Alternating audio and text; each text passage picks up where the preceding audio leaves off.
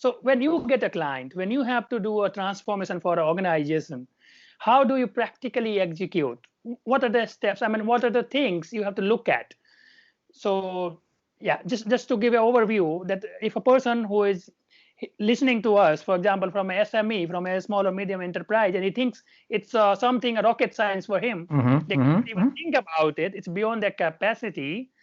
What they should be able to know, it's not that difficult if they have right people to do it, if they have right resources in place to do it, and it's not that expensive either, I'm damn sure. So what are the practical approach? I understand it depends on industry to industry, again, company to company, or scope of the project, a lot of things. What are the few things you evaluate and where you start? Basics are the same. And I can explain you from a retail company or a manufacturing company, whatever, it's going to be the same process. The first thing is that obviously the top management, the C-level management, should be proposing this change. If they do not want to change, forget it. Forget it. That's the first thing.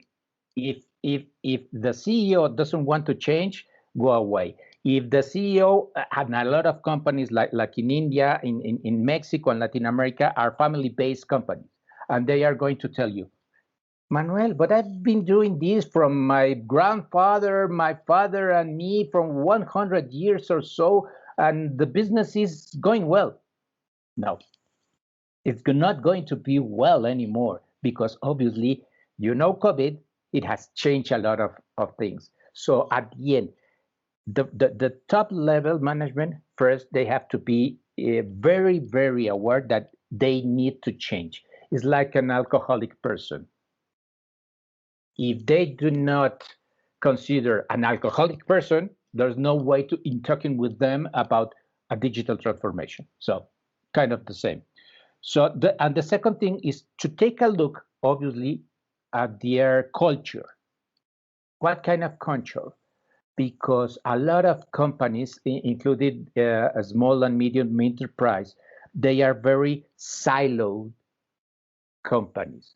The finance function has only seen their business part of the side, the HR and the operations and so on.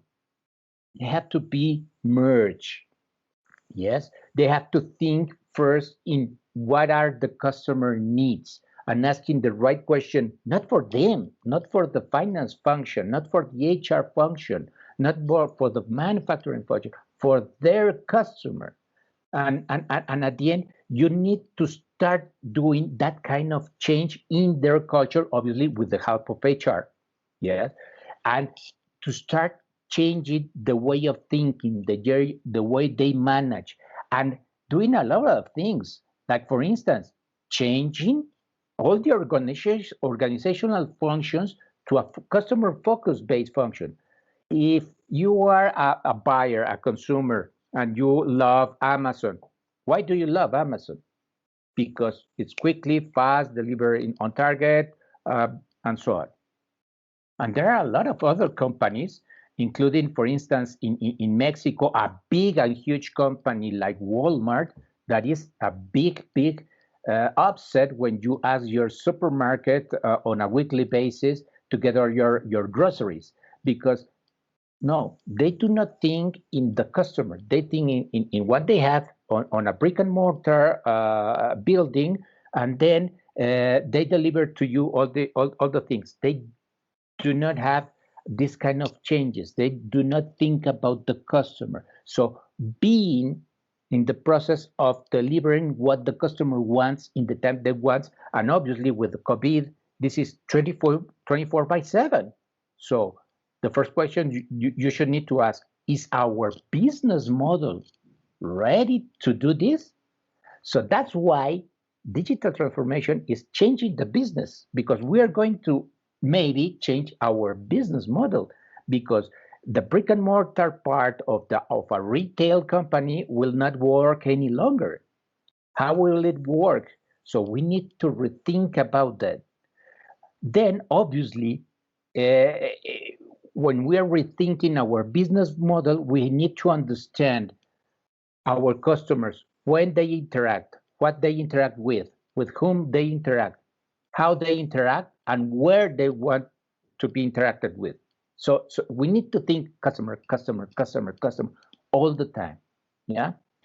And obviously, at the end, if you have your customer needs, you say, okay, we need to change our business model.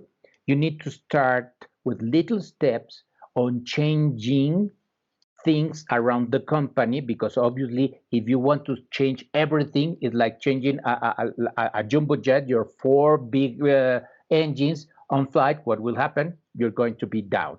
So you need to change the first things that you need to change. Obviously, this is a governance that you need to put in place within your companies, with your CEO, with all your business units and your IT part, and say, okay, we are not allowed to deliver everything at once.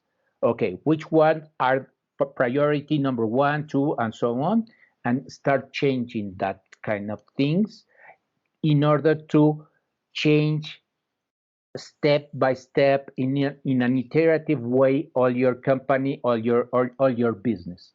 So that's why and I suggest to start with first to look at your full company, see if your CEO and all the top levels are engaged, starting with the organizational culture, but also with your business model, focus on your customer. And at the end, it comes the technology.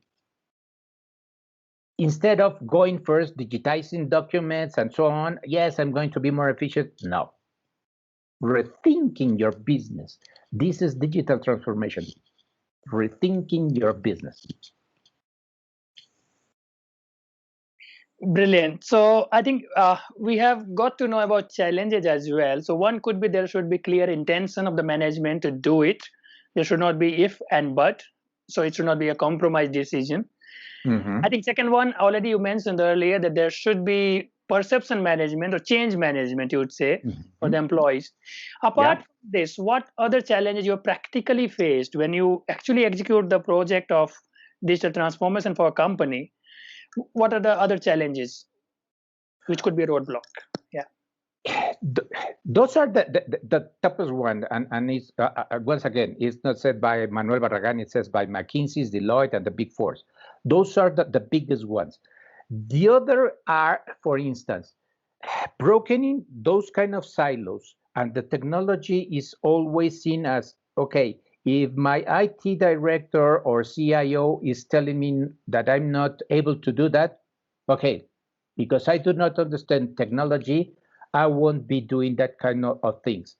So we need to change that profiles of the CTOs, CIOs, and so on. You need to have like a business translator. The same as it happens with English and French or whatever other language, you need to translate between the business and the technology and understand it very well. If HR, finance, IT, whatever other internal function does not understand the customer and what are the business needs, the first things you have to do is, okay, try to hire people that have been on the business side within finance and within technology, within HR and technology, within technology and the business, retailing, whatever. Trying to be that kind of translator. Obviously, the best thing is to have a guy that knows everything, so he can be like a referee that is telling and translating everything that it happens around the company.